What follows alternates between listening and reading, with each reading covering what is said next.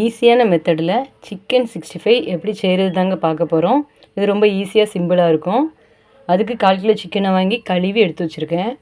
இது கூட நான் மகாராஜா சிக்கன் 65 மசாலா தேவையான அளவு போட்டுக்கிறேன்.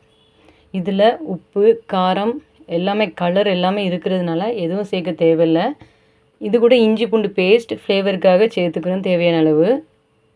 அப்புறம் கொஞ்சம் கார்ன்ஃப்ளவர் போட்டு நல்லா மிக்ஸ் பண்ணி விட்டுருதோம்.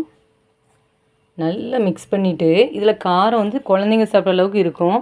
பெரியவங்க சாப்பிட்ணுன்னா கூட கொஞ்சம் காரம் போட்டுக்கலாம். நான் இது கூட 1 ஸ்பூன் வத்தல் பொடி சேர்த்துக்கிறேன். கொஞ்சம் காரம் தூக்கலாக இருக்கணும்னு போட்டு வச்சுட்டு நல்லா மிக்ஸ் பண்ணிவிட்டு இதை நான் ஃப்ரிட்ஜில் 1/4 மணி நேரம் ஸ்டோர் பண்ணி வச்சுக்க போகிறேன். 1/4 மணி நேரம் நீங்கள் ஃப்ரிட்ஜில் வச்சிங்கன்னா அந்த ஃப்ளேவர்லாம் சேர்ந்து பொரிக்கும் போது மசாலா பிரியாமல் நல்லா வரும். இது நான் ஃப்ரிட்ஜில் ஒரு 1/4 மணி நேரம் வச்சு எடுத்துருக்கேன். பாருங்கள் எப்படி இருக்குன்னு. சிக்கனோட மசாலா ஒன்றோட ஒன்று சேர்ந்துடும். இதை நான் ஒரு டவாவை அடுப்பில் வச்சு எண்ணெய் ஊற்றி எண்ணெய் ஹீட் ஆன உடனே சிக்கனை போட்டு ஒரு பக்கமாக ஃப்ரை ஆனதுக்கப்புறம் நம்ம அடுத்த பக்கமாக திருப்பி போட்டு வேக வைக்கணும். இது ரொம்ப முறுமுறுன்னு டேஸ்ட்டு நல்லாயிருக்கும். அது மாத்திரம் இல்லாமல் சாப்பிட்றதுக்கு ரொம்ப நல்ல முறுமுறுன்னு நல்லா இருக்குங்க. நம்ம அதில் கார்ன்ஃப்ளவர் போட்டுக்கிறதுனால பார்த்திங்களா, கருவேப்பிலை உருவி போட்டு நான் வறுத்து எடுத்துருக்கேன். செம்ம டேஸ்ட்டான சிக்கன் 65 ரெடி ஆகிடுச்சு.